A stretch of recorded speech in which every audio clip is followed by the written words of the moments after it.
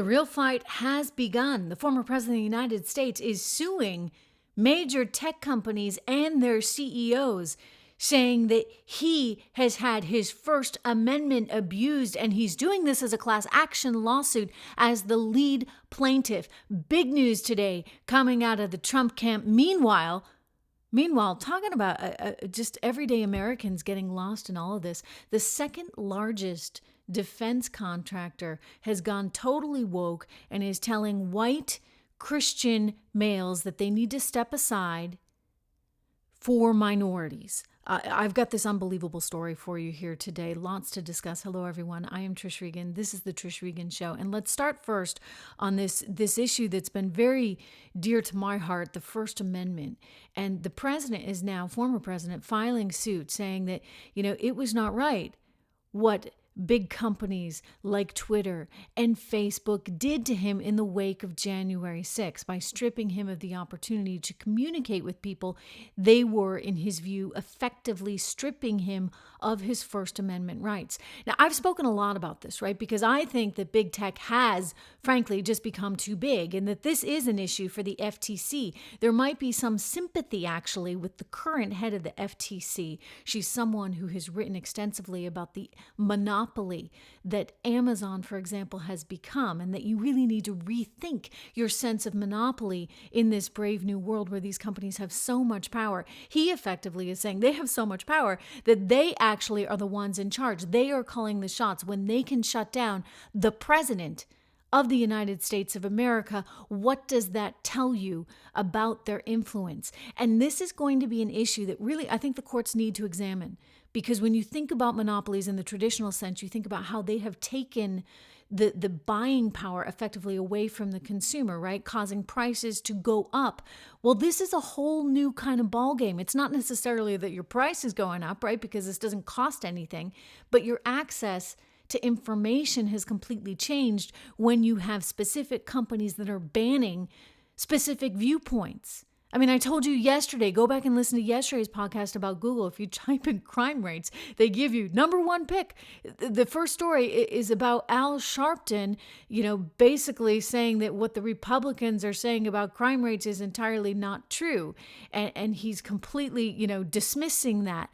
Why does it have to be politically motivated? Why can't you just actually have a story on crime rates and the FBI's crime rates and the fact that, in New York City, murders are up 18%. I mean, these are real statistics, and you would think in a fair world, right, you would have actual real information. Or maybe you need a counter to that. Anyway, this is something that's not going to go away, and I think is really important. And I think about it around, the 4th of July holiday, which is such a magnificent holiday, my favorite holiday actually besides Christmas. And if you haven't listened to me sing the national anthem, I did do that on the July 4th holiday for all of you guys, because I can't stand the fact that it keeps coming under fire in such a way as it has. But the 4th of July is a big, big deal. You can hear that, by the way, on my YouTube channel. You can hear it on the website, trishintel.com. Do go there. You can hear it as well on Rumble and all the social media platforms. So far, they have not banned that, but we'll see. Look, 4th of July is a big deal. I had a wonderful holiday. I hope you had a really good holiday too. We grilled out. We had a lot of people over, and this is a good opportunity for me to tell you actually about the food that we grilled, because it was magnificent. And when I say magnificent, I'm not kidding, because I am so picky. Like super, super, super picky about what I eat, about what my family eats, about it being organic. That's actually really, really, really important to me. And so I want to tell you about GoodRanchers.com, which is a new company that I found, and their products are phenomenal. All the beef is grass-fed, and it's raised right here in the United States of America. That's actually important, because did you know that 80% of grass-fed beef actually isn't from America? So this is all raised right here, so you can feel really confident about the quality of it. The chicken is magnificent. We actually had the cilantro lime chicken, which is marinated in this fantastic cilantro lime sauce. I highly recommend. What I love about it is not only is it great quality, but you're supporting American farmers. You can be assured of where the meat is coming from. And importantly, you know what? In light of inflation these days, which I keep talking about, right? It's very economical and it's very reasonable. And I save a whole lot more money than if I were to buy this stuff at the grocery store, for sure. You can not only save, given that the price markup is not so significant as you would see, say, in your local grocery store, but you can actually subscribe. You can subscribe and save more that way. In fact, I have a special deal that I worked out with these guys just for you because it is that good. And anytime something is that good, I want to tell you about it. You can get $20 off with the code word Trish, and you can get free shipping. So go to goodranchers.com/Trish, and you're going to get that deal. Or just type in the code word Trish. So $20 off as well as free shipping. And this is really magnificent food. My friends over there at the company, they actually traveled the entire country and they met with all of these ranchers one-on-one to get to know them and to get to know their style and how they were raising the beef. And they have come through with just the best you are going to find. I mean, all the product, by the way, I should mention, is individually wrapped, which is a big deal, like for me, because I've got a big family, but I don't necessarily know that everybody wants to eat that much every single night. And so if you have the products individually wrapped, as opposed to how you might get them at the grocery store or at the butcher store, then you can make the call depending on what people are in the mood for that night. So you can, put a couple of steaks on the grill, but you don't have to open the entire package. And that really, really helps to save with all the waste. I don't know about you, but we tend to throw a lot out in my family. And so this way you can prevent that. So everything is individually wrapped, very reasonably priced. I told you get the $20 off, plus you can get the free shipping if you type in code word Trish. And don't forget, if you sign up for the subscription, that's how you really can start to plan your family's finances. I think that's important in light of all the inflation we've seen, not just, in housing costs. You saw that the other day, housing at an all-time high, not just in energy costs. Gas prices have been going through the roof, but food costs as well. Food is up roughly 3.7%. So this is how you feel better, right, about what you're eating. You're supporting American farmers at goodranchers.com. You know that you're getting excellent quality food, excellent quality meat at goodranchers.com. And you're helping your family by making sure that you're not throwing so much out. So again, go to goodranchers.com/Trish, sign up, get the subscription, get this delivered. I do. Every door to your, every month you can do the family pack, which is what we actually do. And it's phenomenal. I promise you, you will love it. Let me know what you think.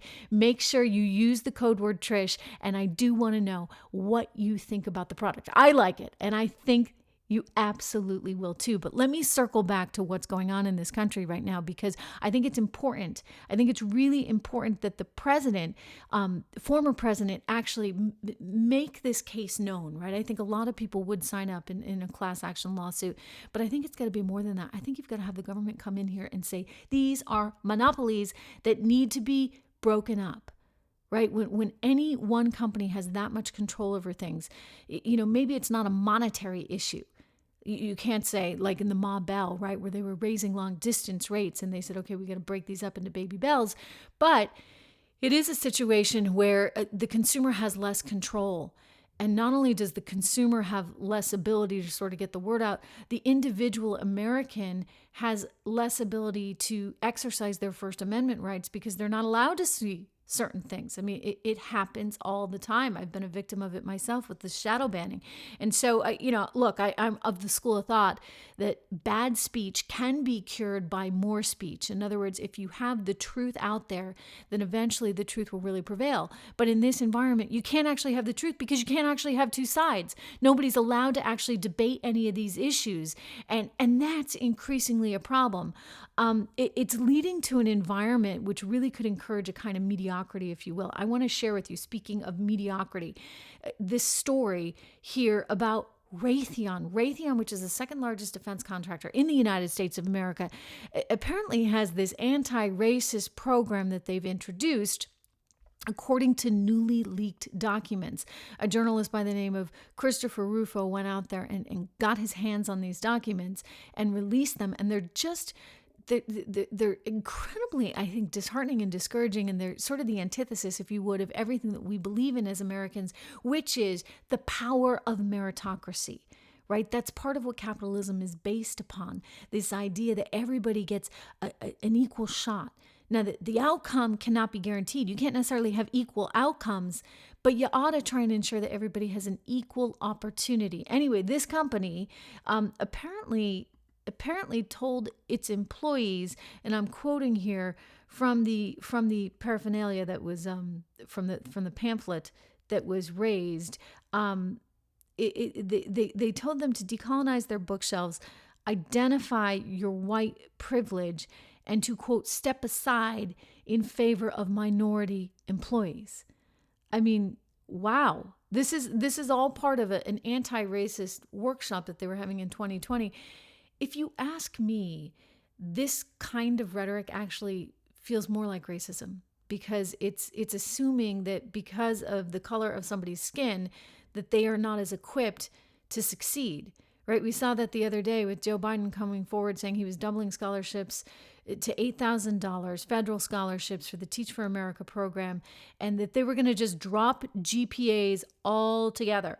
So you don't need to submit your GPA at all. And the hope is that somehow that is going to encourage more minority students of color. I say that in quotes because that's how they refer to minorities. Students of color would actually be applying to this program.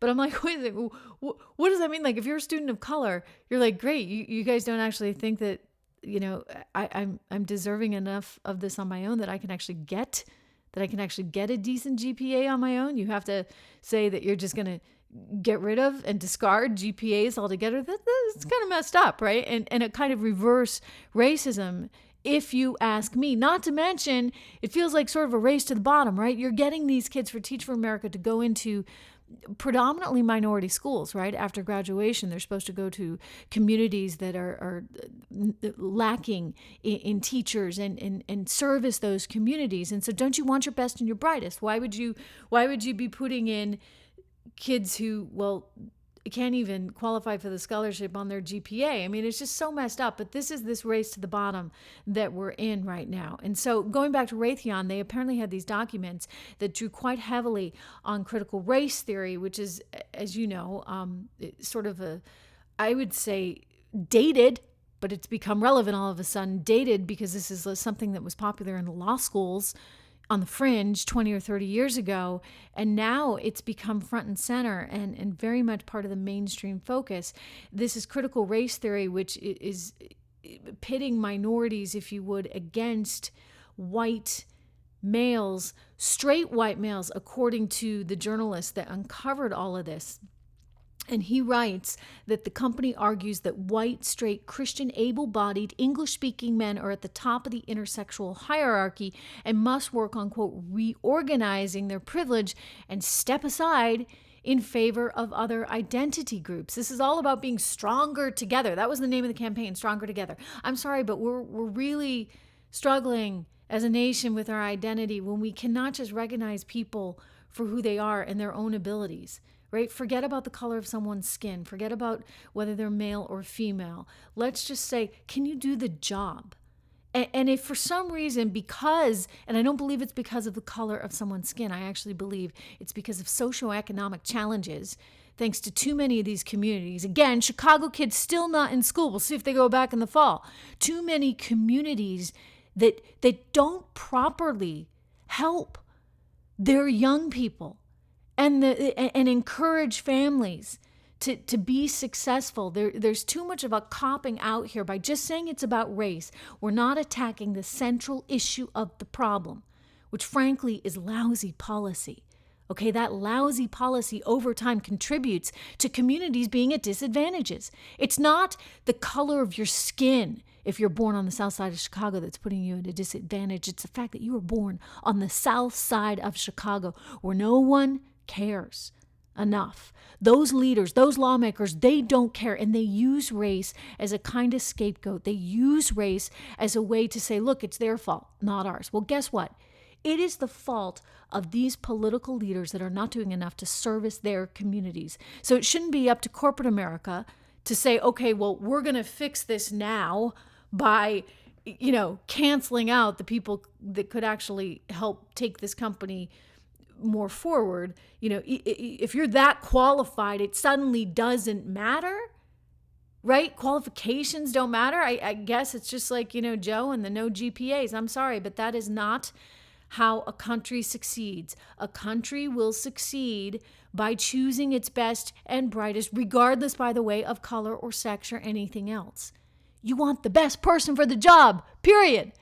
And that, to me, seems to be the most colorblind, most fair way to do things, and it always should. Please make sure that you subscribe to this channel. Make sure you subscribe to this podcast. Just go over there, hit the subscribe button. Do me that favor. Make sure you go to trishintel.com for much more of your news. Let's not let the social media giants silence us. It's important that we stick together and that our voices are heard. I am right here for you every single day. So I'll see you again here on the Trish Regan Show tomorrow. Thanks for listening.